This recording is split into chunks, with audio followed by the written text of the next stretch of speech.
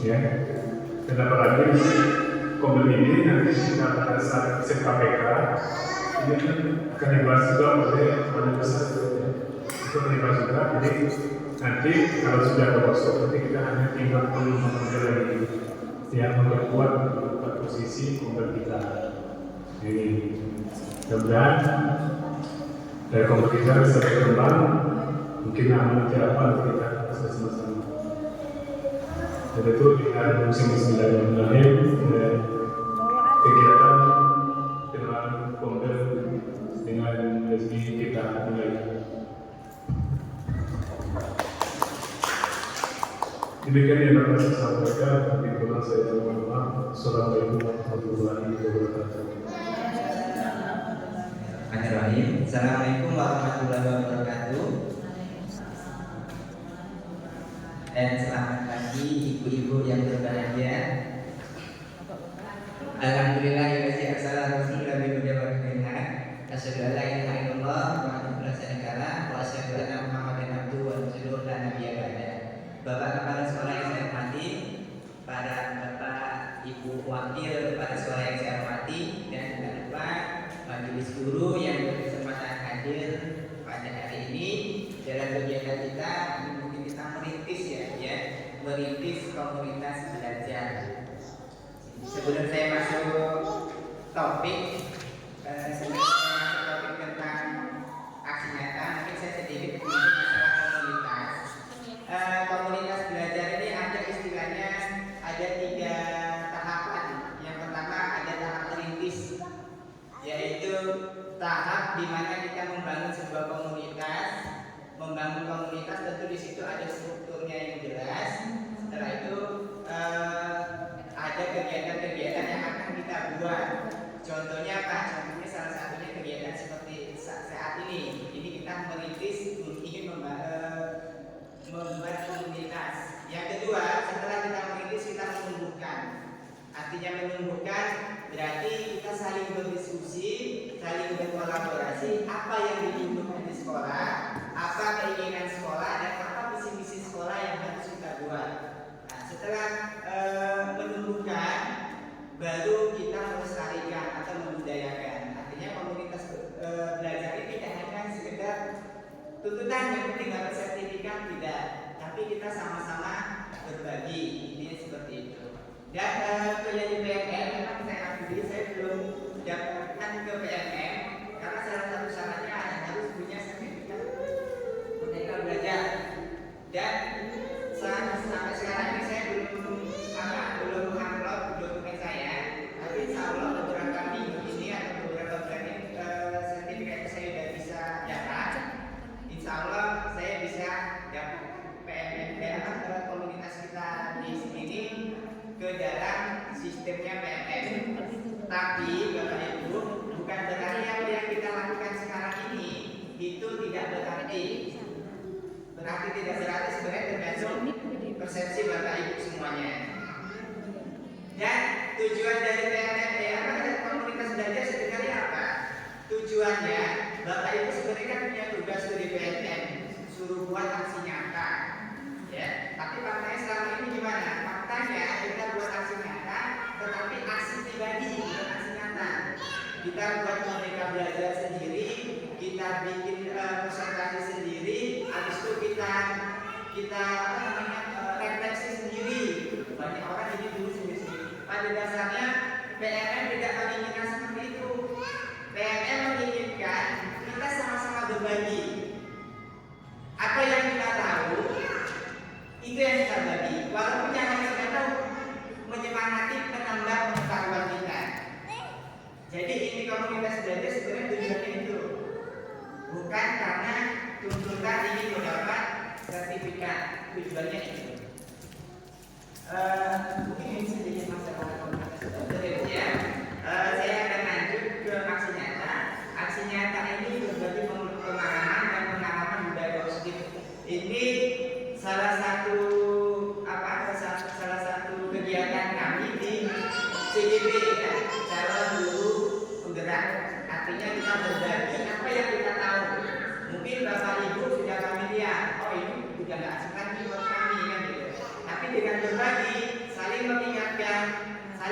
maka insya Allah kolaborasi itu bisa terbentuk dari kita. Bisa Bapak Ibu? Insya Allah bisa.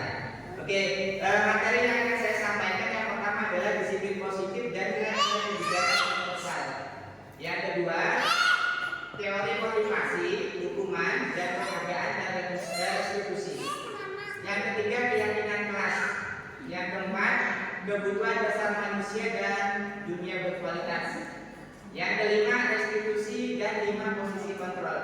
Yang keenam, restitusi segitiga restitusi. Ya. Kita akan mencoba sedikit tentang materi disiplin positif dan nilai kebijakan universal. Kira-kira ibu-ibu sekarang ini sudah hadir sepenuhnya di sini. Gimana Bapak Ibu? Sudah hadir sepenuhnya di sini? Sudah? Siap? Halo? Hai. Hai? Halo. Halo? Hai. Hai? Halo. Hai, hai, halo. Hai. Ya? Nah, belum hadir sepenuhnya. Oke, Bapak Ibu, mungkin untuk memfokuskan diri kita sedang sehat sedikit lah, olahraga sedikit. Silakan Bapak Ibu berdiri. Ya, silakan Bapak Ibu berdiri.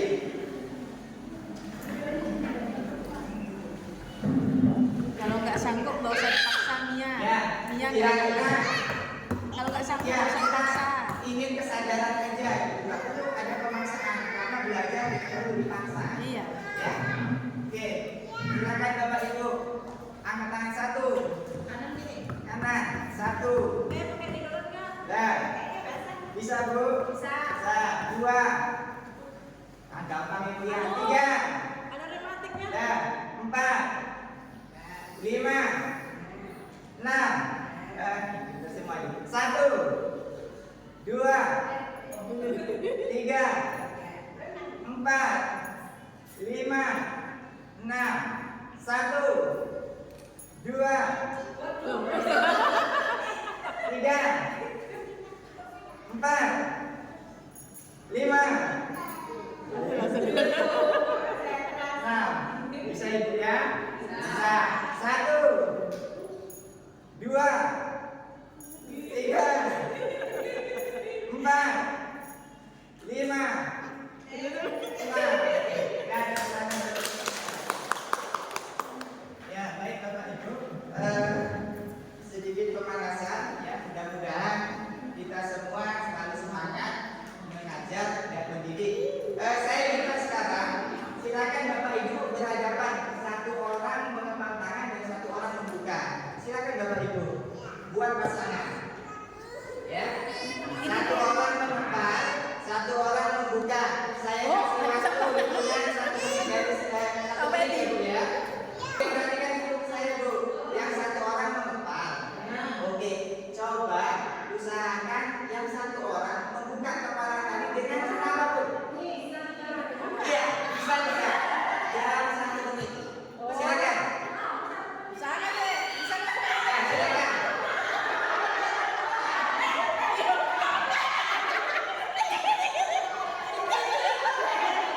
Hah? Oke. Siap ya Bu ya? Selesai. Oke. Ada 3 kemungkinan yang akan terjadi.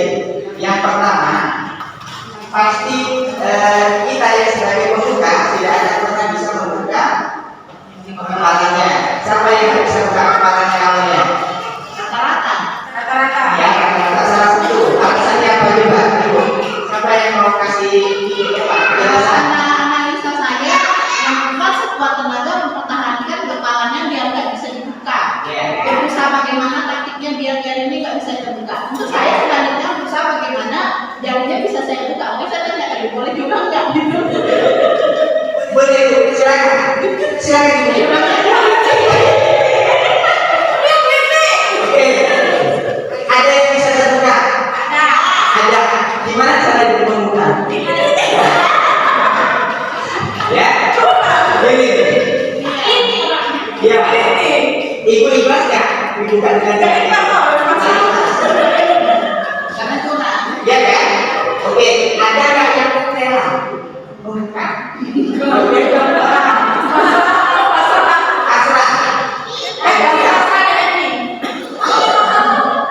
Gimana ada? Bapak Ibu? Nggak ada. Sekarang pertanyaan saya ke Bapak Ibu semuanya. Kira-kira andai ibu yang merupakan kepala seorang murid, kita anggap kepala itu ada sebuah kedisiplinan. Menurut Bapak Ibu, murid yang seperti apa yang ibu inginkan? Coba, murid yang seperti apa yang ibu inginkan? Kita sebagai guru ingin membuka kepala anak-anak kan? Di dalam kepala ini istilahnya sebuah kedisiplinan. Kira-kira murid yang seperti apa? Tadi saya bilang ada 3 model. Yang pertama, dipaksa dibuka tapi nggak mau. Yang kedua, bisa dibuka tapi dengan cara apapun, dengan cara riuan, dengan cara paksaan. Dan yang ketiga dengan ikhlas berdoa. Kira-kira ibu mau yang seperti apa? Dengan kesadaran, dengan penuh kesadaran. Ya, kita sendiri seperti itu ya Bu ya. Kalau kita dipaksa itu sakit hati ya Bu ya. Ya kan? Nah, itu konsep disiplin ya. Nah, di sini kita masukkan perubahan paradigma. Kita kembali ya. Kita lihat dia biasa dalam kontrol teknik di kemudian hari berkembang dalam dinamakan teori meluruskan beberapa miskonsepsi tentang kontrol. Kita beranggapan bahwa guru itu mengontrol murid, benar nggak? Anggapan kita guru itu mengontrol murid itu sebuah ilusi. Tidak ada sejarahnya guru bisa mengontrol murid. Ya, tidak ada. Ibu ada yang bisa memberikan ilmu kepada murid. Nah, kalau ambilkan katakanlah fokus misalnya ya kan, itu ibu bukan mengontrol murid, tapi memberikan kebebasan murid untuk ibu kontrol. Paham Bu? Oke, saya lanjutkan lagi. Ilusi bahwa semua penguatan positif negatif itu bermanfaat. Ternyata itu juga hanya sekedar ilusi. Ya. Jadi penguatan efektif itu ibu kasih anak misalnya penguatan. Oh, kalian harus disiplin, kalian harus jujur, kalian harus ternyata itu juga tidak akan efektif. Ya. Selanjutnya ilusi bahwa kritik membuat orang merasa bersalah dan menguatkan karakter. Kadang-kadang kita ada sama ayo anak belajar. Ayo anak jangan ribut di kelas, nanti saya dimarahin sama-sama. Tidak seperti itu. Ya. Kita mengilusikan bahwa dengan kata-kata seperti itu murid akan merasa bersalah. Setelah merasa bersalah kita akan ikut kemaluan kita. Ketika itu yang terjadi, maka kemaluan itu tidak universal, tidak akan selamanya, tapi sementara. Ya. Selanjutnya ada miskonsepsi lagi tentang ilusi bahwa orang dewasa memiliki hak untuk memaksa. Selama ini kita mungkin mendapatkan seperti itu. Ternyata itu juga hanya sekedar ilusi. Ya. Kita sebagai orang dewasa tidak bisa memaksa kehendak anak. Misalnya, Diajar Dewantara mengatakan bahwa kita sebagai manusia hanya bisa menuntut sesuai dengan kodratnya. Maksud sesuai dengan kodratnya gimana? Ketika anak itu dalam sebuah padi, maka kita tidak akan bisa menjadikan padi itu sebagai jagung, ya. Tidak bisa padi itu menghasilkan jagung. Oke. Ini perubahan paradigma yang perlu kita pahami. Bagaimana seorang bisa berubah dari paradigma stimulus respon kepada pendekatan teori kontrol. Ya. Di sini dia mengatakan, Stephen mengatakan, bila kita ingin membuat kajian perlahan sedikit-sedikit, ubahlah secara perilaku atau perilaku Anda. Namun, bila kita ingin memperbaiki cara-cara utama kita, maka kita perlu mengubah kerangka acuan kita. Ubahlah bagaimana Anda melihat dunia, bagaimana Anda berpikir tentang manusia, ubahlah paradigma Anda, skema pemahaman dan penjelasan aspek-aspek tertentu tentang realitas. Nah, di sini ini ya Bu ya, sekali lagi saya ini mohon maaf sekali, ibu datang kemarin kata apa? Karena terpaksa. Atau karena sudah tidak? Bisa main. Bisa main. Iya. Nah, itu yang proses itu mungkin akan terjadi kepada anak di sini kan tidak seperti itu. Mereka akan hadir di depan kita karena melepaskan kewajiban, tapi bukan sesuatu yang universal yang menjadi pembelajaran dan berkelanjutan. Bukan karakter yang kita perlu pahami. Ya, artinya selama ini kita berpikir bahwa kita bisa memikirkan bahwa semua kehidupan manusia sama. Padahal pada zaman kontrol, realitasnya kehidupan kita berbeda. Akhirnya semua orang melihat hal yang sama. Padahal kita punya pola pandang dan pemikiran yang berbeda. Kita mencoba mengubah orang agar berpandangan sama dengan kita. Ya, kita pahami bahwa itu sekali lagi kita tidak bisa mengontrol murid. Ya, kita tidak bisa mengontrol murid. Ya, jadi kami mengatakan kita berusaha memahami pandangan orang lain tentang dunia. Selanjutnya berperilaku buruk dilihat sebagai suatu kesalahan. Ini selama ini yang terjadi. Ketika anak berbuat salah, kita anggap itu sebagai perilaku yang buruk. Padahal mereka melakukan sesuatu biasanya memiliki tujuan. Ada tujuannya. Kenapa sih dia terlambat? Kenapa sih dia berebut makanan orang? Ya, nah itu. Jadi kalau kontrol semua perilaku memiliki tujuan. Mau itu perilaku baik, mau itu perilaku yang jahat. Selanjutnya orang lain bisa mengontrol saya. Anggapan kita sama seperti sekarang ini. Kalau saya beranggapan saya bisa mengontrol ibu, itu anggapan yang salah. Ya kan? Sama dengan juga kalau saya bisa mengontrol anak, itu juga anggapan yang salah. Ya. Pada dasarnya apa? Kita hanya bisa mengontrol diri kita, ya, bukan mengontrol orang lain. Stimulus Rosman juga mengatakan saya bisa mengontrol orang lain, nggak bisa. Sekali saya katakan saya nggak bisa mengontrol orang lain. Ya, walaupun saya kadang-kadang satu darah, ya, apakah kita akan bisa mengontrol diri saya, atau saya bisa mengontrol mereka. Apalagi kita, ibu yang ada di sini, saya yang ada di sini, nggak mungkin saya bisa mengontrol bapak ibu semuanya. Yang ada apa? Ya, saya rekomendasi mengatakan kita tidak bisa mengontrol orang lain. Ya, di sini dalam artian anak itu ya. Permasalahan ada pada saat hubungan gagal. Ya kan?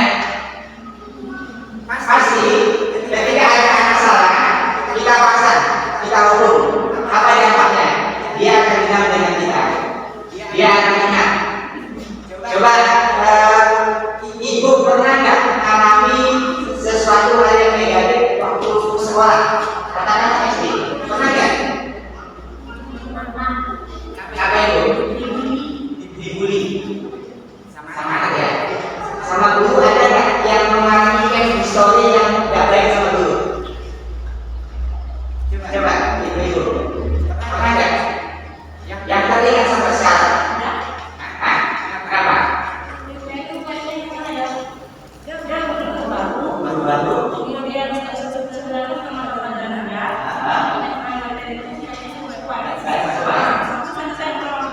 Satu semester kan masuk histori. Ya kan? Yang salah siapa? Yang salah siapa?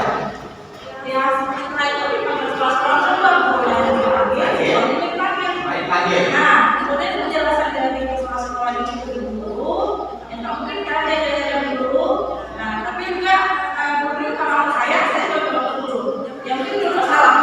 Dua-dua salah. Bisa kita bayangkan bapak ibu, kita belajar berapa tahun, ya. Dalam waktu yang lama ada histori kita yang nilai positif, ada nilai negatif yang kita masih ingat. Kadang kita dimarah sama guru, masih ingat. Akhirnya apa? Dendam sama kita. Ya kan? Nah, inilah tugas guru. Terima kasih dia tidak dendam dengan anak kan? Ya. Oke. Jadi teori kontrol mengatakan pola donasi dari Zeus menciptakan hadiah dunia baru. Ya.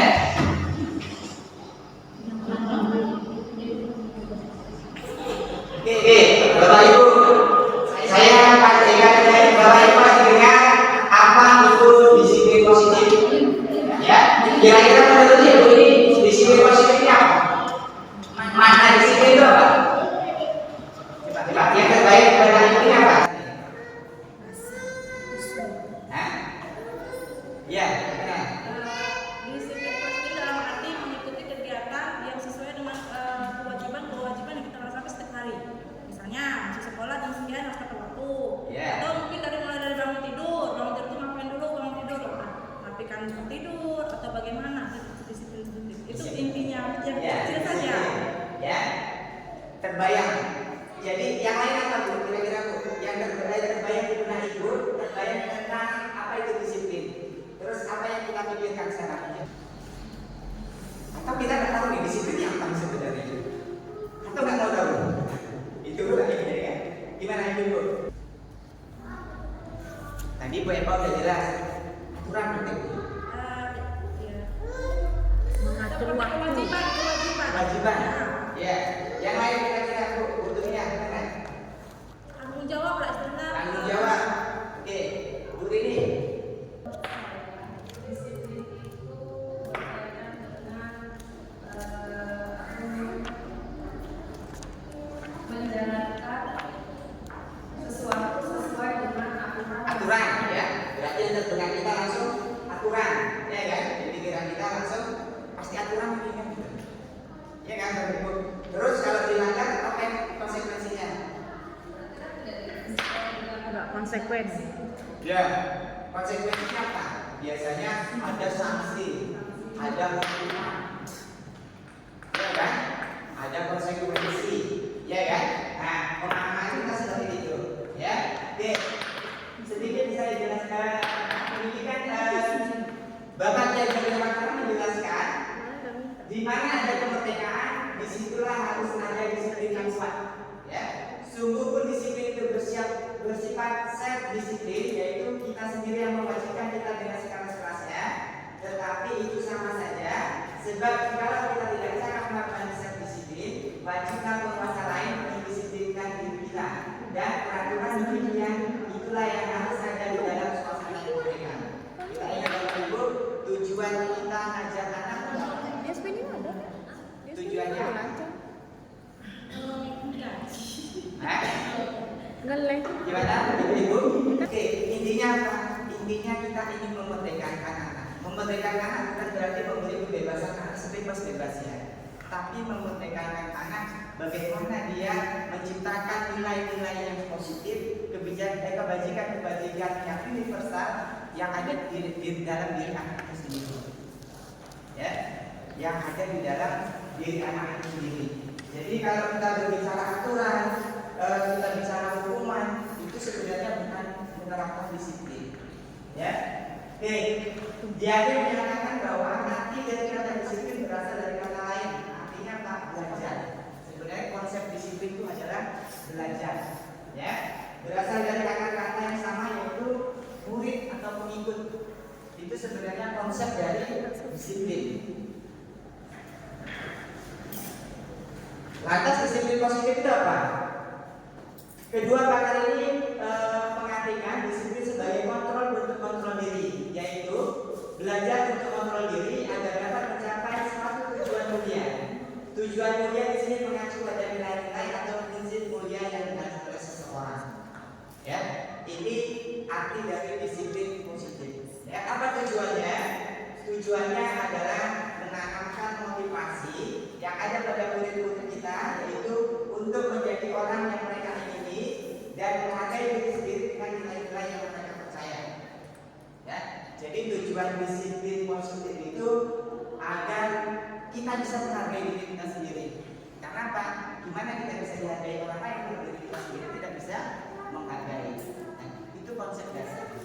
Dan disiplin ini tidak akan bisa muncul dengan diri sendirinya saja, tapi ada campur tangan orang. Siapa campur tangannya? Kita sebagai guru di sini. Ya, campur tangannya kita sebagai guru di sini, mengajak anak untuk berdisiplin. Ya, ya. Oke, saya lanjutkan.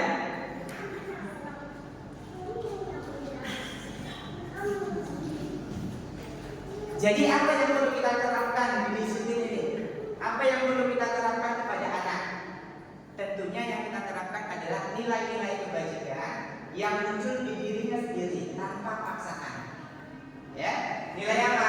Profil Pancasila menyatakan yang pertama beriman bertakwa kepada Tuhan Yang Maha Esa, yang kedua mandiri, bernalar kritis, berkebinekaan global, bergotong royong dan kreatif. Ini Indonesia yang punya.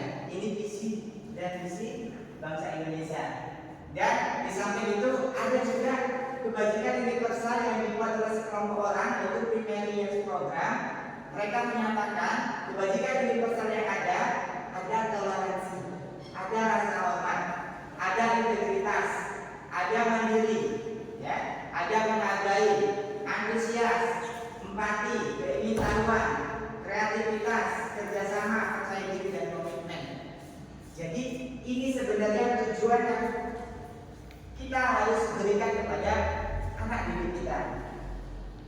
Ya. Selanjutnya ada juga proyek-proyek nilai kebajikan. Saya rasa kita semua paham ya Bu ya. Kebajikan inilah yang perlu kita tanamkan kepada murid. Ya. Dan tentunya harapan kita kebajikan ini tidak karena kita paksa, tapi muncul dari diri sendiri. Ya. Bukan dari paksaan. Ya. Bukan dari paksaan. Ya. Nah, selanjutnya materi berikutnya adalah teori motivasi, hukuman dan penghargaan serta restitusi. Ada 3 materi ya. Yang pertama 3 motivasi perilaku manusia, hukuman dan penghargaan, yang ketiga restitusi. Oke, ada 3 perilaku manusia, ada 3 motivasi perilaku manusia. Yang pertama untuk menghindari ketidaknyamanan atau hukuman.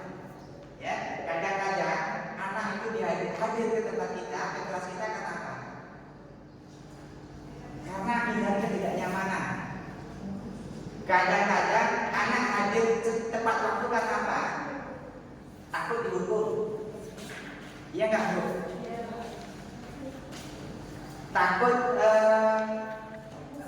Takut nilainya nggak lengkap. Ya, salah satu contoh. Biasanya seperti itu. Sama kita sekarang seperti itu. Kita diwajibkan ikut PNN. Habis itu kita masukkan apa? Sertifikat. Ya kan? Kita masukkan sertifikat di PNN. Apa yang kejadian Bu sekarang terjadi? Yang kejadian ini realita. Ya Bu ya. Kita nengok hanya sekedar melepaskan kewajiban aja. Yang penting dapat sertifikat, selesai. Realitanya seperti itu. Ya, kita ikut webinar, udah dapat sertifikat, udah 4 poin sama kita. Kalau kita kumpul 4 poin sama kita. Ya kan? Andai itu tidak dibuat lagi di pemerintahan, apa yang terjadi? Kita nggak akan pernah ikut webinar lagi. Karena apa? Webinar yang kita lakukan bukan karena dari hati diri kita sendiri, bukan karena kita ingin belajar, tapi kita ingin sertifikat, ya, untuk menghindari ketidaknyamanan dan hukuman. Benar nggak Bu? Faktanya seperti itu ya Bu ya. Ya kan? Nah, biasanya nanti kinerjanya nggak masalah, ya udahlah saya ikutin aja PMN, saya ikutin aja komunitas belajar, saya ikutin aja seminar-seminar kan gitu. Ya kan? Yang penting dapat sertifikat, 1 kegiatan 4 poin. Kan gitu. Nah, berarti motivasi kita untuk melakukan itu karena menghindari ketidaknyamanan atau hukuman. Ya. Selanjutnya motivasi kedua, kenapa orang melakukan sesuatu? Untuk mendapatkan imbalan atau penghargaan dari orang lain. Terkadang kita melakukan sesuatu karena ada imbalan. Ya kan? Kita bekerja, Bu, tolong nanti mampir ke apa ya? Bisa contoh, ya kan? Mampir ke fotokopi. Ada uangnya nggak Pak? Tolong mampir ke Distaket, ada uangnya nggak? Contoh kecil, ya kan? Berarti karena ada imbalan kita melakukan sesuatu, ya kan? Itu motivasi kita. Sama anak seperti itu juga. Tolong nak kerjakan. Nanti kalau selesai Bapak kasih, kalau ini selesai dan sesuai target, bapak kasih uang. Contoh, ada yang seperti itu? Ada kan? Ada. Penghargaan, ya kan? Karena penghargaan. Jadi orang termotivasi untuk melakukan sesuatu. Ya, oke. Nanti kita akan bahas lagi. Sebenarnya penghargaan hal yang bagus apa hukuman sih? Nanti kita akan bahas lagi. Oke. Yang terakhir apa? 3 motivasi untuk menjadi orang yang mereka inginkan dan menghargai diri sendiri dengan nilai-nilai yang mereka percaya. Ini kadang-kadang yang kita belum bisa menanamkan diri kita sendiri. Ya, saya ikut pelatihan untuk apa? Kesadaran saya sendiri. Saya sebagai guru harus belajar. Saya sebagai guru harus mengasah ilmu. Masa iya anak lebih pintar megang gadget daripada saya? Kan gitu. Kadang-kadang malah kita nyuruh anak ketikkan tugas ibu. Ya kan? Banyak seperti itu kadang-kadang. Karena apa? Ketidaktahuan kita. Oh, kita guru tapi kerasaan ke anak. Tapi ketika kita ingin menjadi orang yang menghargai diri sendiri dengan nilai yang mereka percaya, insya Allah kegiatan-kegiatan kita, apa yang kita lakukan juga bernilai positif juga buat diri kita. Ya, malu kita sebagai guru masa kita kasih tahu sama anak contoh kecil seperti itu. Ya, oke, selanjutnya. Ya, ada 3 motivasi ya. Selanjutnya, baik Bapak Ibu, coba ibu aja ya. Karena bapaknya kan. Oke, coba kita bahas pertanyaan ini. Apa yang kita kasus gitu? Silakan Ibu baca. Ya, silakan Ibu baca.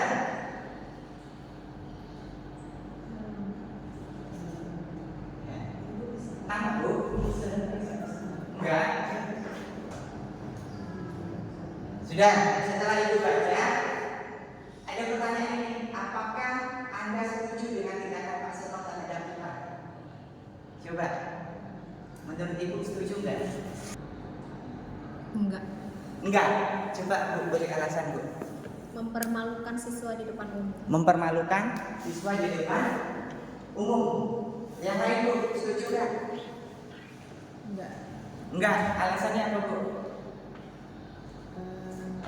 Ya sama sih, terlalu kalau bisa kita kalau anak melakukan kesalahan lebih baik nanti dipanggil anaknya, bicarakan ada apa, kenapa dia membuat seperti itu, apa tujuan dia selama pembelajaran, mungkin dia ada masalah atau apa, bisa diajak bicara.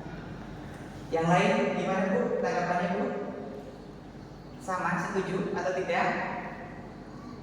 Setuju? Setuju. Ini setuju gimana nih? Setuju dengan jawaban Ibu Yudi, ya. Artinya kita sepakat bahwa kegiatan Pak Seno ini tidak baik dilakukan untuk murid. Nah, pertanyaan selanjutnya, menurut Anda tindakan Pak Seno terhadap IPA adalah sebuah hukuman atau konsekuensi? Hukuman. Iya Bapak Ibu. Ya. Kalau dari perilaku Pak Seno itu hukuman. Dari perilaku Pak Seno hukuman. Yang lain ada yang menanggapi? Gimana Bu Dede? Sama ya, hukuman. Ya.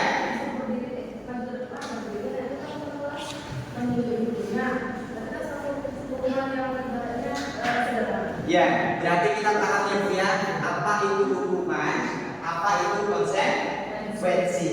Ya. Oke, kita akan sedikit bahas masalah hukuman dan konsekuensi. Ya, hukuman bersifat tidak terencana atau tiba-tiba. Anak atau murid tidak tahu apa yang akan terjadi dan tidak dilibatkan. Jadi ketika ada anak datang terlambat, kenapa terlambat? Kadang-kadang kita nggak tarik kenapa terlambat, tapi langsung bersih-bersih. Kan gitu kan? Nah. Ya, tanpa ada melibatkan, tanpa ada konsekuensi yang jelas, itu hukuman. Nah, kalau konsekuensi ini biasanya sudah terencana. Kita buat, misalkan kalau sudah kita apa namanya? Kesepakatan kelas, peraturan kelas. Ya kan?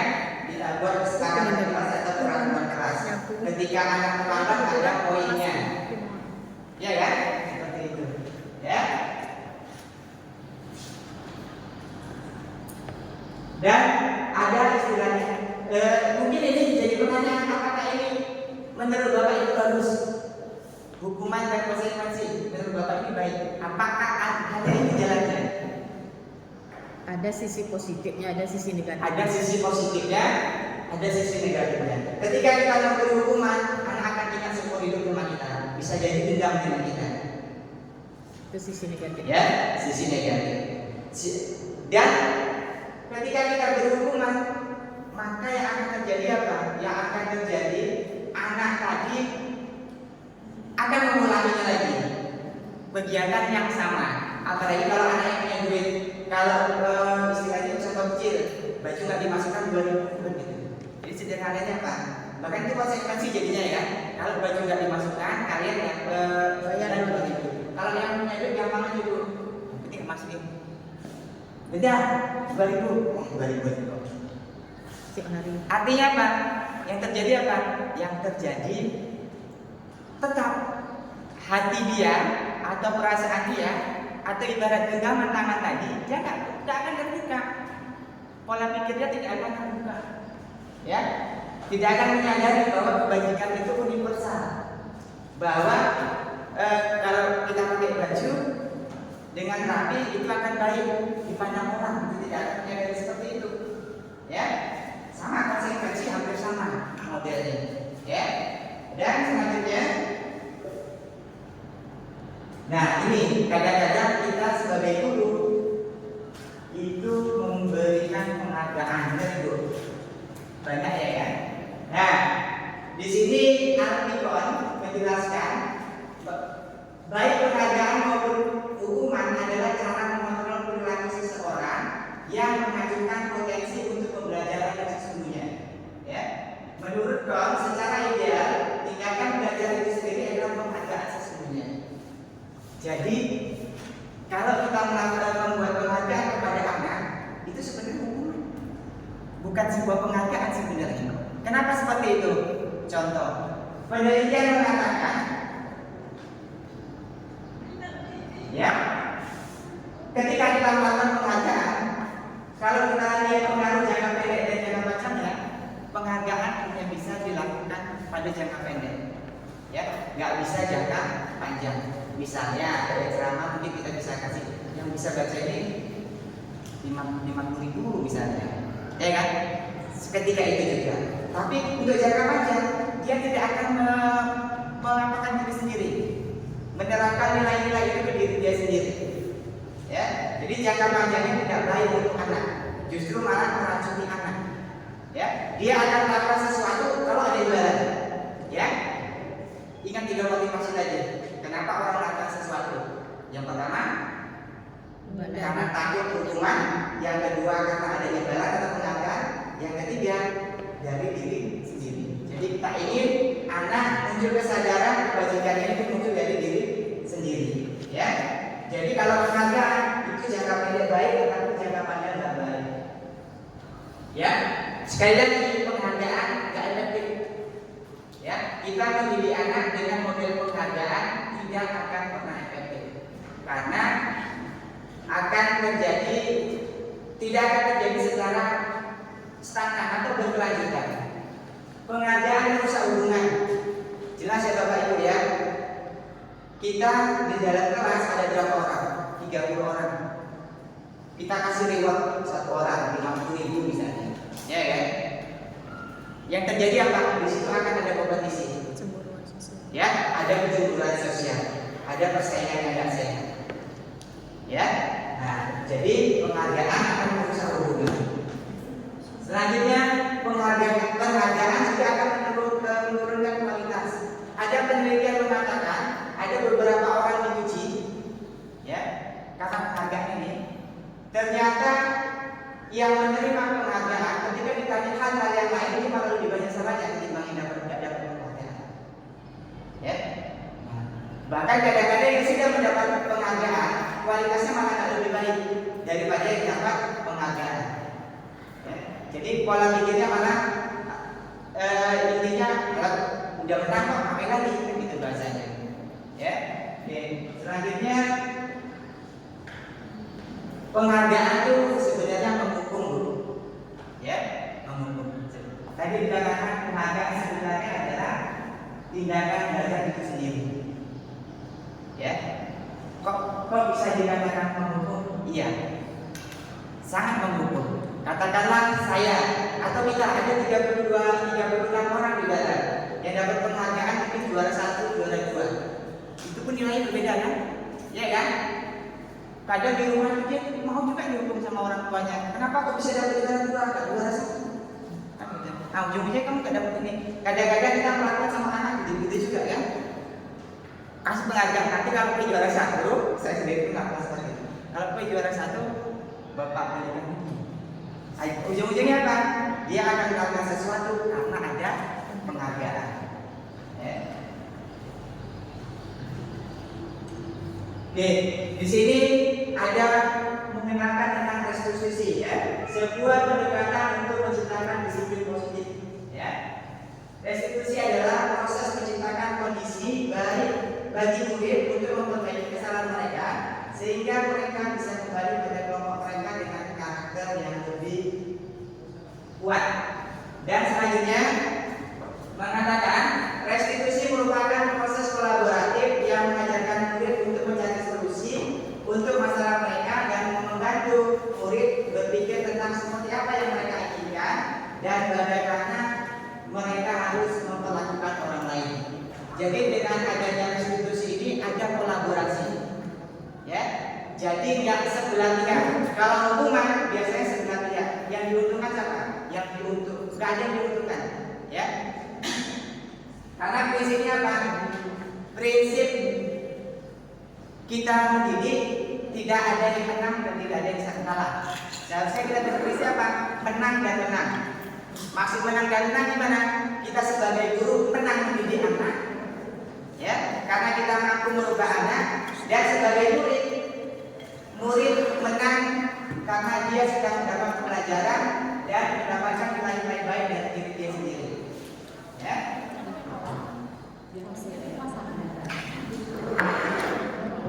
Nah, ini yang perlu kita pahami, Bu. Ciri-cirinya restitusi bukan untuk menebus kesalahan, namun untuk belajar dari kesalahan. Selanjutnya, restitusi memperbaiki hubungan. Ya, bisa kita bayangkan, Bu, ketika kita menghukum anak, apa yang terjadi? Dendam. Apalagi ada kata-kata kasar dari kita ke anak. Teringat tadi seperti Bu Eva katakan, ingat dia, kan gitu. Saya sendiri pernah kejadian berapa tahun yang lalu, 34 tahun yang lalu, ya kan? Karena tidak ada komunikasi. Saya saat itu saya mengerjakan tugas matematika, ya. Tugas matematika 2 dikurang 1 sama dengan, itu anak kelas 1 SD saya. 2 kurang 1 sama dengan berapa? 1. 2 kurang 1 sama dengan 1. Saya tulis 1, tapi saya kasih ini, Bu. Kan ada 1 yang ini kan? Ya kan? Nah, disalahkan sama guru. Saya datengin guru, Bu, maaf Bu, ini nilai 1, bukan nilai itu. Dia anggap 7, ya kan? Yang terjadi apa? Yang terjadi ternyata gurunya reaktif, tidak mau menerima penjelasan dari saya. Yang terjadi apa? Saya dimarahi. Ya, setelah itu, sejak saat itu saya down. Bayangin aja, 34 tahun yang berapa? Saya sendiri ya. 36 tahun yang lalu, saya masih ingat kejadian seperti itu. Ya, bagaimana sekarang kita sebagai guru, tentu akan diingat dengan anak-anak kita. Ya kan? Jadi jangan salahkan ketika anak dendam dengan kita. Kadang-kadang apa? Ucapan kita yang membuat anak itu dendam dengan kita. Ya. Nah, restitusi itu memperbaiki hubungan. Hubungan apa? Hubungan kita dengan murid. Jadi tidak ada kesalahpahaman, tidak ada ketersinggungan. Dan selanjutnya restitusi itu adalah tawaran, bukan paksaan. Ya, restitusi itu sebuah tawaran. Jadi ketika anak punya masalah, kita tanya apa masalahnya, kita tanya solusinya sama dia langsung. Ya, bukan kita memaksakan kamu harus seperti ini. Ingat, ketika kita memaksakan yang terjadi apa? Yang terjadi maka tidak muncul kebajikan itu secara universal, nggak akan berkelanjutan. Ya, selanjutnya restitusi menuntun untuk melihat ke dalam diri kita, diri sendiri. Jadi menuntun ke dalam diri anak tadi. Ya, restitusi diri adalah cara yang paling baik. Ya, jadi selama ini penelitian mungkin menganggap hukuman itu bagus, konsekuensi baik, tapi yang lebih bagus kita bisa memanfaatkan restitusi. Ya, di sini kita nggak tersinggung sama anak nggak tersinggung dengan cara kita untuk mendidik. Ya. Nanti di PM. Nah, selanjutnya keyakinan kelas. Ini ada pertanyaan ibu, mengapa kita memiliki peraturan tentang penggunaan helm saat mengendarai kendaraan roda dua? Coba jawab ibu. Apa alasannya ibu pakai helm? Melindungi kepala, keselamatan. Apalagi bu? Apalagi? Mematuhi tata tertib. Intinya apa? Mematuhi peraturan lalu lintas. Oke. Mengapa kita memiliki peraturan tentang penggunaan masker dan mencuci tangan setiap saat? Alasannya apa? Waktu COVID juga. Melindungi dari debu. Kesehatan, kebersihan. Ya bu ya. Nah, yang ibu jelaskan ini adalah sebuah keyakinan kelas. Ya, sebuah keyakinan. Yakin kalau tidak melakukan ini maka akan terjadi itu. Ya kan? Tapi faktanya sekarang gimana? Coba kita lihat faktanya Bapak Ibu. Rata-rata orang kalau jalan ke kemana-mana sepeda motor mereka tak pakai helm. Tapi kalau ada razia Pakai helm. salah satunya. Semua dia minta. Ya, karena apa? Tidak ada keyakinan dalam diri helm itu untuk keselamatan. Tapi yang penting kita bisa aturan aja udah. Iya ya. Nah, yang terjadi di sekolah kita dulu. Ya, yang terjadi di sekolah kita sama seperti itu. Iya kan? Coba kita pikir-pikir, sama nggak yang terjadi di sekolah kita? Apa? Contoh, Oh iya sama. samanya apa? Enggak pakai helm. Nggak pakai helm. Oke, keselamatannya ya. Oke. Saya contohkan dulu. Ibu di dalam kelas itu buat apa itu aturan ya? Ya. Buat aturan. Apa yang terjadi bu? Contoh, anak dilarang menggunakan sepatu Dalam kelas. ke dalam kelas. Aturan ibu ya. Dilarang menggunakan sepatu di dalam kelas itu aturan. Ya kan? Yang terjadi apa? Sepatunya dibawa tapi masuk dalam laci. Satu.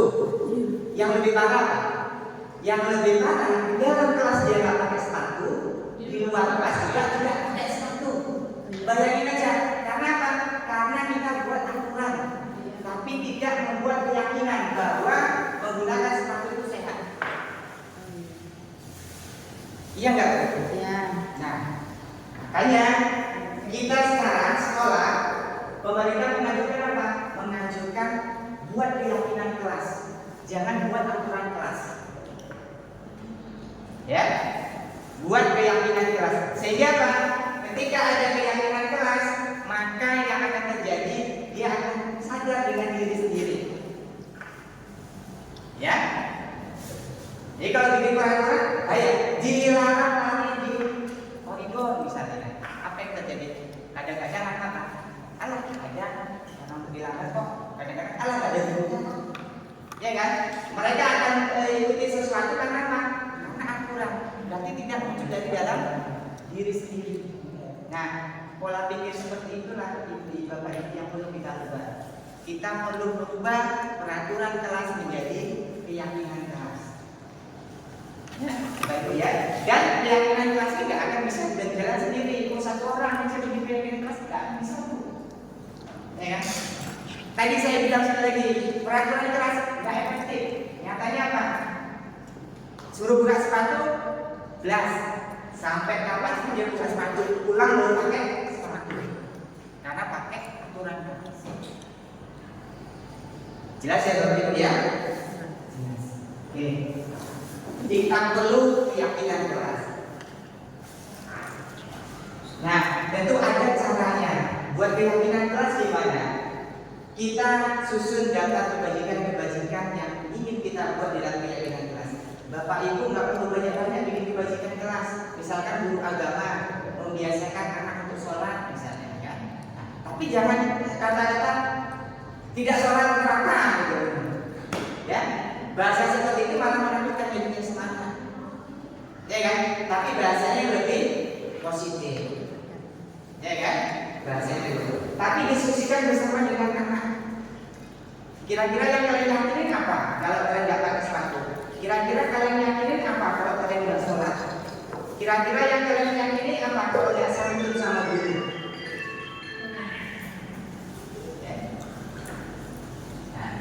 Ya, tentukan nilai kebajikan yang menjadikan perhatian utama. Terus sempurnakan sebagai daftar nilai-nilai kebajikan yang utama. Bahas kembali dalam kelompok utama dan buat poster atau muat di sosial media tentang keyakinan kelas di sekolah Anda.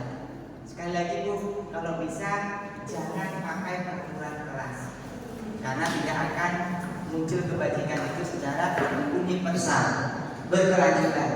Ya, sama kita gitu juga. Nggak pakai air apa? Pusing rasanya. Coba ada kajian, pakai. Berarti pakai air karena kajian aja. Tapi nggak yakin dia kalau pakai air kita kasih tambah. Ya. Oke, selanjutnya pembuatan keyakinan di sekolah ya. Ketika kita berkeyakinan sekolah itu semuanya abstrak Bu. Yang abstrak gimana? Abstrak itu seolah-olah terjadi, padahal nggak terjadi. Istilahnya gimana ya? Kalau bahasa ininya, kalau aturan kita gimana? Kalau maksudnya terlambat, terlambat 5 menit.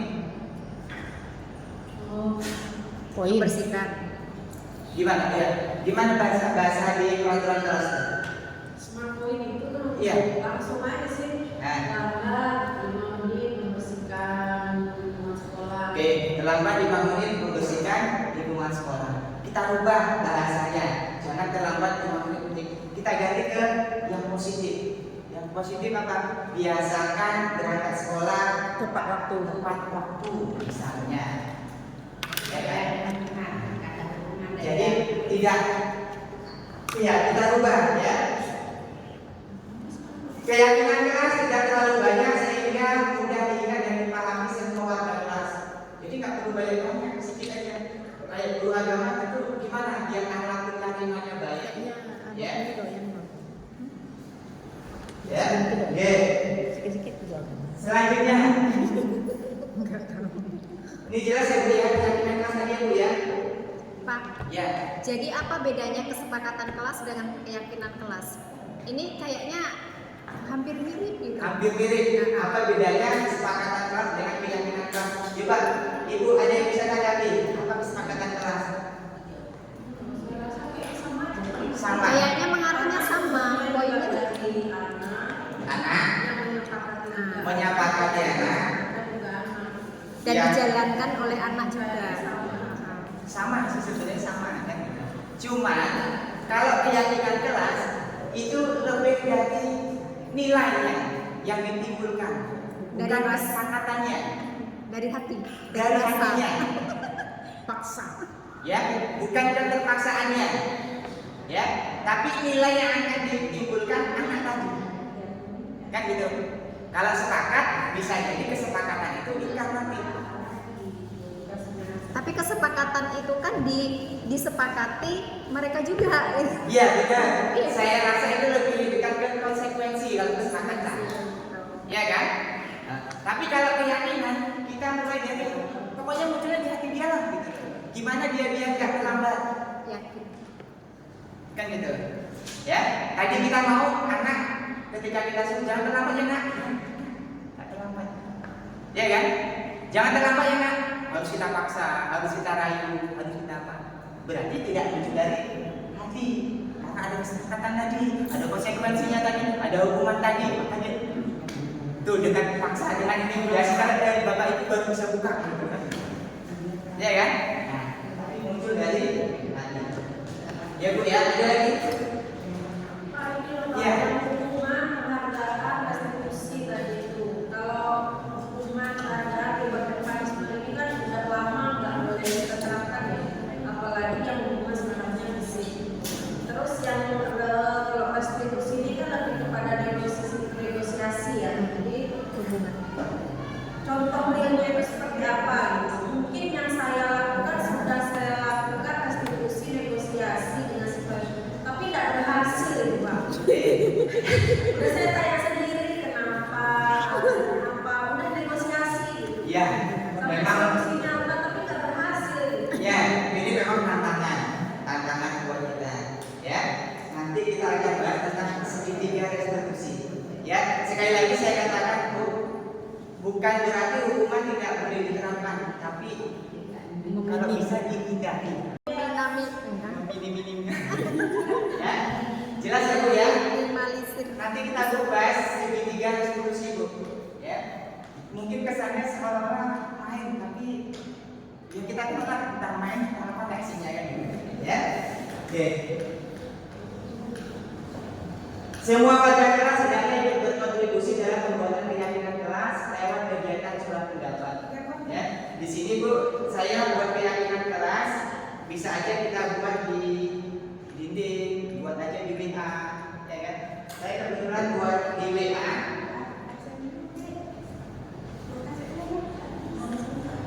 Saya buat WA, ini contoh seperti ini bu ya. Dilarang mencampuri kunci. Ada dengan perbuatan keji karena harga diri seseorang itu amat tinggi. Mereka yang menyakiti, ya. Dilarang berkelahi sesama teman. Berkelahi akan mengakibatkan perpecahan dalam hubungan pertemanan kita. Maka lebih baik seterusnya saling menolong, membantu dan menghargai sesama yang lain. Ya, ini contoh keyakinan. Tapi ini kan contoh kecil. Bisa aja ibu nanti buat keyakinan kelas yang lain, kesepakatan yang lain, ya. Bisa langsung ditempel-tempel di dinding. Ingat, keyakinan kelas inilah yang akan kita tanamkan kepada diri anak kita, ya, sebagai manusia yang merdeka. Mungkin Ibu Sugi tadi udah tanya gimana sih caranya. Oke, saya gali dulu kebutuhan dasar manusia, ya. Kebutuhan dasar manusia. 5 kebutuhan dasar manusia. Yang pertama apa? Kebutuhan untuk bertahan hidup. Orang kadang-kadang melakukan sesuatu itu karena apa? Karena kebutuhan dasar manusianya tidak terpenuhi. Ya, yang bertahan hidup gimana? Manusia butuh apa? Makan. Yang kedua apa? Minum. Butuh tempat tinggal, ya kan? Butuh reproduksi kalau yang orang dewasa, kan gitu. Nah ini kebutuhan dasar manusia, ya. Yang kedua kasih sayang dan rasa diterima di komunitas, ya. Itu juga kebutuhan dasar. Yang ketiga apa? Kebebasan. Yang keempat kesenangan dan yang kelima penguasaan. Kita semua pasti punya kebutuhan dasar ini. Kenapa anak bermasalah? Mungkin salah satu dari kebutuhan dasar mereka tidak terpenuhi. Mungkin di rumah sering kena marah, berarti kebutuhan dasar kasih sayang dia kurang. Akhirnya apa? Dia melakukan sesuatu yang tidak sesuai dengan norma. Ya, nah ini kita harus pahami kebutuhan dasar ini. Baik Bapak Ibu, ini adalah kuesioner. Mungkin Ibu bisa, bukan kuesioner ya, Ibu bisa hitung aja, Ibu checklist dulu. Amin. Ibu checklist, Ibu nomor berapa, ya. Di sini ada 40 pertanyaan yang Ibu checklist, ya. Nanti harapan saya gimana? Di sini ada angka, Ibu silakan tulis saja. Setelah Ibu checklist, Ibu jumlahi. Taruh di sini sendiri masing-masing. Yang angka 1 sampai 10 berapa? Angka 11 sampai 20 berapa? Angka 21 sampai 30 berapa? Angka 30 sampai 40 berapa? Silakan. Iya, berapa jumlahnya? Ya, silakan Ibu. Ketemuan nggak? Harusnya ada di situ ketemuan. Oke, kita kembali ke materi dulu sebentar, ya. Tahun ini Dimas sudah berusia 17 tahun. Ia senang sekali ketika ayahnya mulai mengajarkan cara menyetir mobil. Setiap akhir pekan, ia berlatih menyetir. Ia terlihat senang sekali berlatih sampai akhirnya ia bisa menyetir mobil dengan baik dan lancar. Ketika ibunya bertanya kepada Dimas, apa yang membuat dia ini bisa ingin menyetir? Jawaban Dimas adalah seperti ini. Kebutuhan apa yang ingin dipenuhi? Aku merasa bangga dan senang. Kira-kira kebutuhan apa yang sudah terpenuhi sama dia? Jadi lima kebutuhan dasarnya. Penguasaan. Ya, kita lihat. Ya, penguasaan. Ya. Aku senang bisa pergi ke tempat-tempat yang aku suka. Kebebasan. Biar. Oke Ibu, sekarang kembali ke kuesioner Ibu tadi. Ya. Coba Ibu jumlahkan nilai lagi. Poin 0 sampai 10, 1 sampai 10 itu tentang kasih sayang dan rasa diterima. Kira-kira poin itu berapa di sini? Kekuasaan dari angka 11 sampai 20. Kebebasan 20 sampai 30. Kesenangan 31 sampai 40. Kira-kira mana yang paling rendah?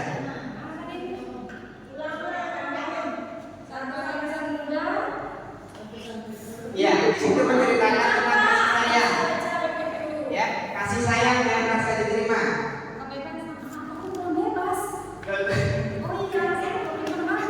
Kok sama kita udah kebebasan? Pada saya harus dibebaskan. Tuh, kebebasan aku bebas. Ibu ini mana lebih tinggi? Uyu nih berapa? Jam 11 malam aja di depan kan? 20 sampai 21, 30 dia. 21 sampai 30 berarti Bebas. bebas. Berarti kebutuhan dasar bebas itu udah terpenuhi. Ya iyalah jam 11 malam dia pacar. Yang penting izin sama suami. Izin sama suami. Ya, Ibu. Gak bebas aku, gak bebas. Enggak yang paling rendah. Kebebasan, ya bunda. Kita kebebasan ya kan bun. Gak boleh pergi kemana-mana ya kan bun. Ibu kasih sayang. Kasih sayang. LDR pak, LDR. Ibu Edi. Kebebasan.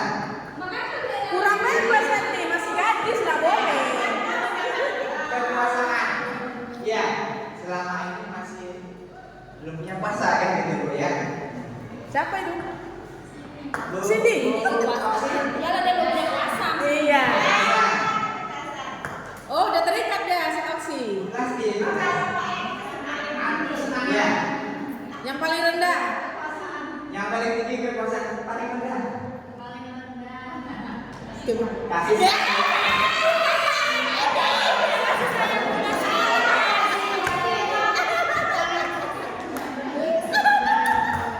Nilai nih. Sabar Pak Edi. Berarti itu kan kebebasan. Coba Ibu tanya ke ibu sendiri. Ibu benar nggak jadi suci? Benar. Apa paling rendah Mas? Oh salah Mas. Aku ternyata paling tinggi kesenangan. Enggak, paling rendahnya apa? Kebebasan. Jelas ya Bapak Ibu. Nah, perilaku murid itu tergantung dari kebutuhan dasarnya. Ya. Jadi kita tidak bisa memilih apa yang terjadi sama murid itu karena ada kebutuhan dasar yang mereka tidak penuhi.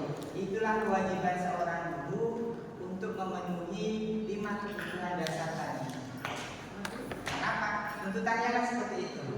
Jadi kalau nggak punya uang gimana Pak?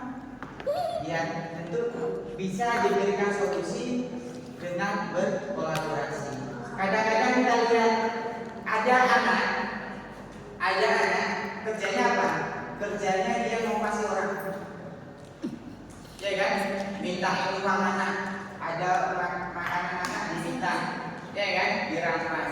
Menurut kita apa? Salah, ya kan? Padahal apa? Ternyata di situ ada kurangnya. Ya, nah kekurangan itulah kewajiban kita untuk memenuhinya.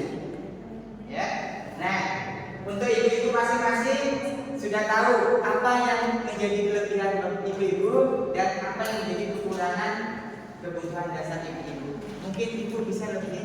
Saya senang Pak, saya senang pokoknya. Seneng Ya. tinggi. Kesenangan. Bunda ada senang apa? Puasaan. Oke, ibu. Ini kita berbicara tentang resolusi yang Bebas pulang kan? Ya, bicara tentang resolusi. Berpuasa tapi tak bebas. Ada 5 posisi kontrol yang diterapkan seorang guru, orang tua maupun atasan dalam melakukan kontrol. 5 posisi kontrol tersebut adalah yang pertama ada penghukum, yang kedua pembuat rasa bersalah, yang ketiga teman, yang keempat pemantau dan yang kelima manajer. Kira-kira ibu ini tipe yang seperti apa? Penghukum, seorang penghukum bisa menggunakan hukuman fisik maupun verbal. Kadang-kadang ketika anak datang, kenapa kamu terlambat? Terlambat aja tiap hari. Contoh, ya kan? Udah bersih langsung. Itu tipe-tipe guru yang penghukum, ya kan? Tanpa mau penjelasan. Yang kedua, pembuat merasa bersalah. Walah, kok terlambat aja sih kan? Gua kasihan mamanya, kasihan tempatnya. Mempan. Ya kan? Dan Mungkin lembur-lembur nggak apa yang terjadi? Tetap Bu, Bapak Ibu, ini tetap tidak akan efektif. Akhirnya apa? Justru ini malah lebih membahayakan daripada menghukum. Karena apa? Dia akan hindar. Oh iya, entah apa aku hidup. Orang hidup juga repotin orang. Guru aja gitu ya kan? Misain guru, misain orang tua. Nah, ya. Selanjutnya ada tipe guru yang menganggap sebagai teman. Ya. Posisi ini tidak akan menyakiti murid, namun akan tetap berupaya mengontrol murid melalui persuasi. Kadang-kadang kita datang, "Nak, kenapa belum dikerjakan?" "Maaf Pak, ini sudah apa-apa lah." Teman, menganggap sebagai teman. Apa yang terjadi? Anak akan tergantung dengan kita. Ya, dan menganggap guru-guru lain itu tak bagus. Ya, menganggap guru-guru lain tak bagus. Dan yang terjadi apa? Anak nanti tidak akan punya inisiatif sendiri. Ya, tidak akan punya inisiatif sendiri. Ya. Nah, selanjutnya ada tipe guru yang pemantau. Mungkin kebayang Bapak ini. Ya, pemantau. Duduk di berdiri di depan pagar, contoh kecil ya Bu ya. Contoh kecil dulu depan pagar. Jam berapa? Jam 7:30 lewat Pak. Berapa menit kamu terlambat? Sekian Pak. Tahu konsekuensinya kan? Dia tidak menjelaskan maksud hukum tidak, tapi dia berdasarkan data, berdasarkan aturan. Terlambat 15 menit bersihkan WC. Ada tipe-tipe guru yang seperti itu, ya kan? Tipe pemantau, ya, ya. Nah, selanjutnya tipe yang terakhir adalah tipe manajer, ya. Posisi di mana guru berbuat sesuatu bersama dengan murid, mempersilahkan murid mempertanggungjawabkan perilakunya, mendukung murid agar dapat menemukan solusi atas permasalahannya sendiri. Nah, inilah yang diharapkan pemerintah kepada kita sebagai seorang guru. Ya, jadi yang ideal itu kita selayaknya manajer. Manajer ini tidak langsung menjustis, tidak langsung hanya memantau berdasarkan angka-angka, tidak hanya menjadi teman. Ya, tapi manajer kadang dia bisa jadi teman, bisa jadi pemantau, bahkan dia bisa menggali ide dari anak itu sendiri. Ya, itu yang diinginkan pemerintah. Jadi bagaimana caranya biar anak mengakui kesalahannya, menyadari dirinya, apa dampak-dampaknya, dan setelah itu dia sendiri yang akan mencari solusinya. Ya, bukan kita hanya menyarankan, menggiring. Ya, nah, jadi inilah 5 posisi kontrol. Jadi menurut Bapak Ibu, sekarang Bapak Ibu berada di posisi mana sekarang?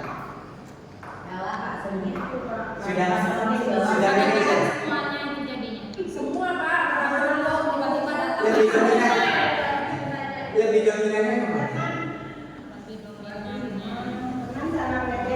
Teman sama baik ya. Alhamdulillah kalau memang sudah ke posisi manajer berarti kita sudah punya Keyakinan. yang bagus ya, sudah punya yakin bahwa kita ini oh, ternyata kita seorang guru kan ya. Nah, posisi kontrol ini juga bisa kita terapkan di rumah maupun di sekolah ya. Dengan anak juga kita bisa terapkan seperti itu. Kadang kita menjadi teman dengan anak, tapi sering kita menjadi teman dengan anak ketergantungan dengan kita ya. Kita hukum anak benci sama kita, jangan bro. Kita bikin rasa bersalah buat anak kasihan atau anak-anaknya, ya kan? Ini harus jalan juga Pak. Ya, ya. Oke, di sekolah seperti itu juga. Ya, jadi yang diharapkan kita sebagai manajer. Kalau manajer dia bisa menempatkan posisi di mana aja. Ya. Kalau juga kita marah-marah, Boleh. kita menghukum. Kan saya sudah bilang bro, menghukum bukan salah satu hal yang salah. Kan saya bilang seperti itu tadi kan. Tapi meminimalisir. Ya. Mini. Oke, saya kenalkan Ibu segitiga restitusi. Ya, segitiga restitusi ini langkahnya yang pertama menstabilkan identitas. Kita bisa membuat kata-kata yang kita semua akan melakukan hal yang terbaik yang bisa kita lakukan. Itu teori kontrolnya. Selanjutnya validasi tindakan yang salah. Ya, kita ingat Bu bahwa anak-anak jangan disuruh baca buku. Ya. Anak akan melakukan kesalahan.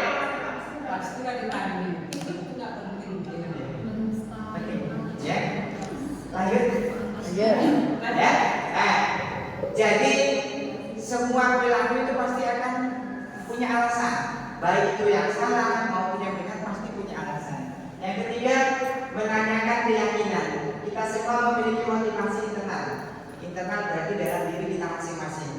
Ya, tadi saya bilang kalau keyakinan kita dalam internal ini sudah muncul sendiri, oh sebagai guru layaknya ya harus belajar. Kita akan belajar, ya kan? Nah, tapi kalau bukan keyakinan kelas, karena kita doktrin aturan, oh, sebagai guru harus cari sendiri. Itu aturan. Ya kan bro? Nah, oke. Gimana caranya? Ini Bu, ini hanya salah satu cara mungkin kita bisa manfaatkan untuk mengajak siswa untuk berdiskusi. Ini langkah berdiskusi aja Bu. Yang pertama, menstabilkan. Kita bisa memulai dengan kata-kata setiap orang pasti pernah melakukan kesalahan. Ya, kamu bukan satu-satunya yang pernah melakukan ini. Ya, artinya apa? Dia akan percaya diri. Ya, anak akan percaya diri. Ya. Dan selanjutnya validasi tindakan yang salah. Kamu tentu punya alasan mengapa melakukan itu. Dia akan menjawab. Ya, dia akan menjawab. Adakah cara yang lebih efektif untuk mendapat apa yang kamu butuhkan? Dan yang terakhir adalah tentang keyakinan. Kira-kira keyakinan yang kamu sepakati apa? Apa solusinya? Ya. Kamu ingin menjadi seperti apa? Jadi tanpa harus kita marah-marah, tanpa harus menjustis, tanpa siswa dendam dengan kita, solusinya bisa terselesaikan.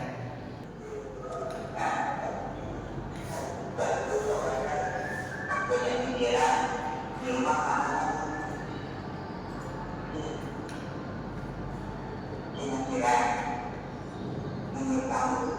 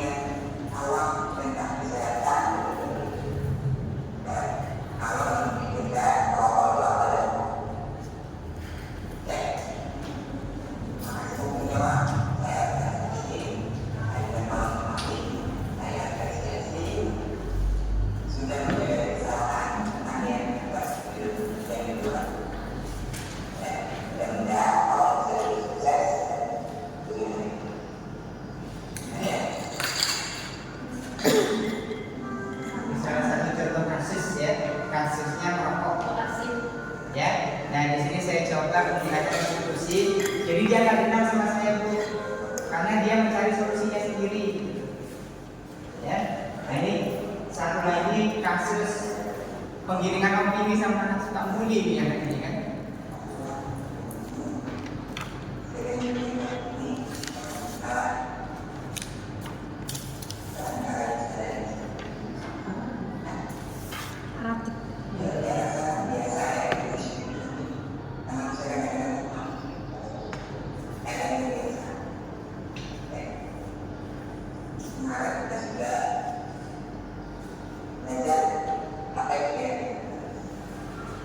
Nah, kita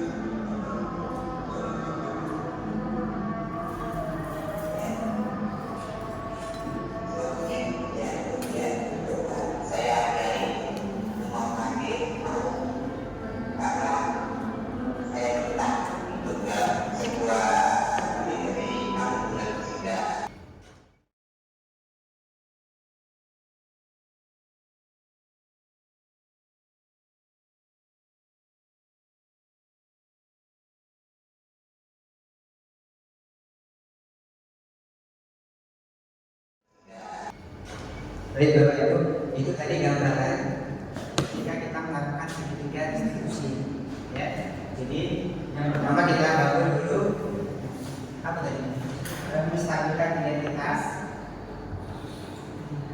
Ya, setelah itu validasi tindakan yang salah dan tindakan keyakinan. Apakah ini bisa seluruhnya berhasil? Saya rasa kalau kita lakukan bersama semuanya akan berhasil. Intinya Mbak, intinya kita mengurangi dendam anak kepada kita, ya kan? Dan harapannya Mbak, harapannya nilai-nilai kebajikan yang ada pada anak itu bisa ditanamkan secara baik kepada anak itu sendiri dan akan berlangsung secara berkelanjutan gitu, tidak putus. Ya. Ini ada gambaran dari ini ya, identitas gagal, di mana kalau kita gunakan hukuman itu biasanya sesuatu akan terjadi ya, salah satunya menyakitkan anak. Yang kedua, jika kita terapkan konsekuensi, biasanya anak akan disiplin. Tapi sesuatu ini harus terjadi, artinya ada paksaan. Tapi kalau restitusi, ini pilihan. Pilihan pun yang akan membuat pilihan mereka pendidikan. Hasilnya paham. Jadi ini pun sebagai cara aja. Tapi intinya saya rasa Bapak Ibu lebih paham, apalagi Bapak Ibu udah lama mengajar. Ya, ini hanya salah satu model. Ya, yaitu model restitusi. Terima kasih atas waktunya yang Ibu bisa hadir di sini ya. Mohon maaf jika ada kata-kata atau ucapan saya tidak berkenan di hati Bapak Ibu. Ya, intinya kita saling berbagi. Apa yang saya tahu apa yang Ibu tahu belum tentu saya tahu. Tapi dengan cara seperti ini, dengan cara kombin ini kita bisa saling berbagi tahu. Bagaimana agar visi-visi suara kita bisa berhasil dijalankan. Ya. Demikian dari saya. Assalamualaikum